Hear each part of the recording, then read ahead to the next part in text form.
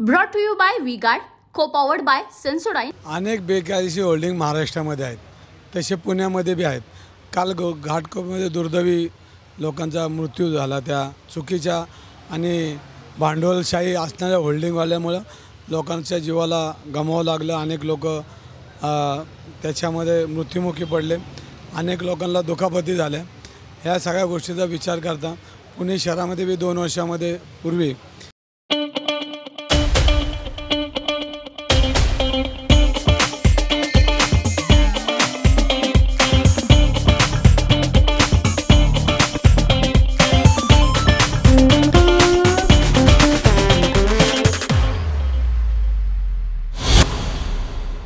एक बेकायदेशीर होल्डिंगमुळे मृत्यूला समोर जावं लागलं.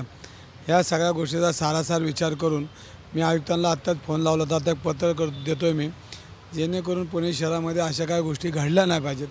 अनेक झाडं मोठी झालीत, काही फांद्या तुटायला लागल्यात, त्याची पाहणी करून वेळेत. आणि काल आपण बघितलं असेल पावसामुळे पुन्हा तुंबलेलं होतं, त्याच्या संदर्भात बी आत्ता पत्र यावर करून चर्चा करणार आहे, जेणेकरून आमचं पुणे सुरक्षित राहावं. एक पुण्याचा एक कार्यकर्ता म्हणून, पुणेकर म्हणून माझी जेवढी जबाबदारी होती ती करण्याचा मी प्रयत्न करेन. आणि मी सकाळपासून रस्त्यावरचा कार्यकर्ता.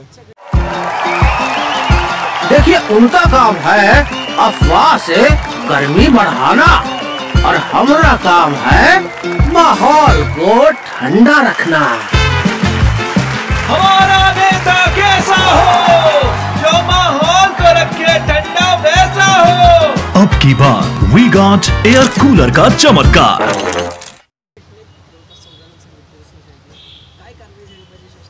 याच्यावर कडक कारवाई करून, जेणेकरून अशा लोकांना जर मृत्यू होत असेल तर अशा लोकांना भीती राहिली नाही.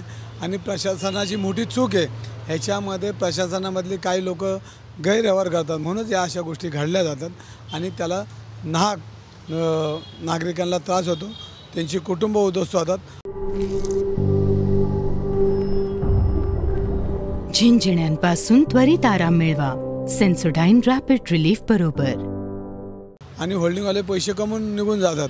तर अशी पद्धत जर असेल पुणे शहरात, असे काय होल्डिंग असेल तर आयुक्तांनी ताबडतोब उतरून घ्यावेत आणि त्यांच्यावर कडक कारवाई करावी, जेणेकरून सर्वसामान्य लोकांचे हाल झाले पाहिजे. Brought to you by V-Guard, co-powered by Sensodyne.